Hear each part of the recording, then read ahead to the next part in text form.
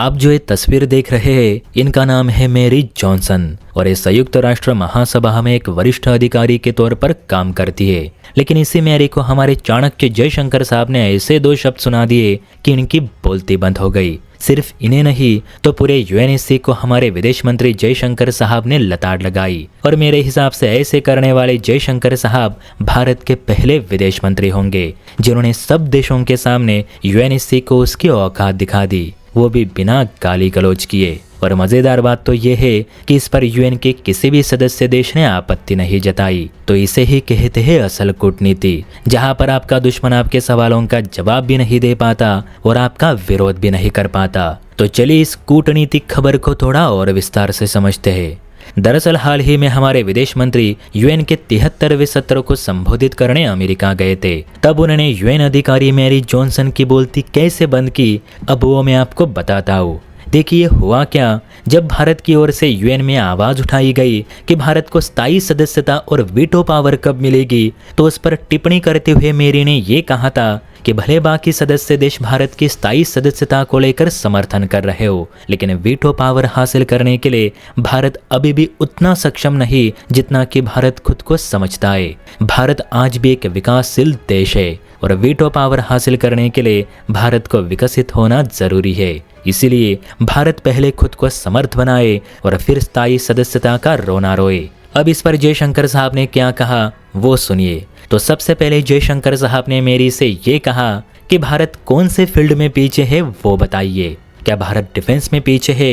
क्या Bharat space sector में पीछे है? क्या भारत इंफ्रास्ट्रक्चर में पीछे है?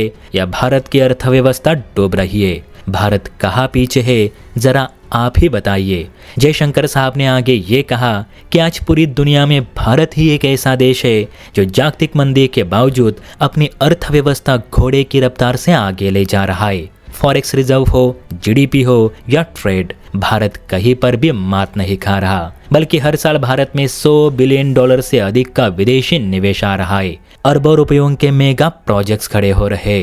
भारत का रुपए कार्ड और यूपीआई अब इंटरनेशनल स्तर पर यूज किया जा रहा है। कई भूकंप हो या कोई देश किसी आपदा में फंसा हो, भारत उसकी मदद करने से कभी पीछे नहीं हटा। फिर चाहे वो भारत का दुश्मन ही क्यों ना हो, हम मदद का हाथ आगे जरूर बढ़ाते हैं। और आप कह रही हो कि भारत पहले विकसित बने, जबकि देखने वाली बात है मैम कि आज जो काम विकसित देश नहीं कर रहे उसे भारत विकसित ना होने के बावजूद कर रहा है। और क्या एग्जाम्पल चाहिए आपको। जयशंकर साहब ने लास्ट में ये भी कहा कि संयुक्त राष्ट्र की जिम्मेदारी है कि उसके रहते कोई भी लड़ाई ज़्यादा ना फैले।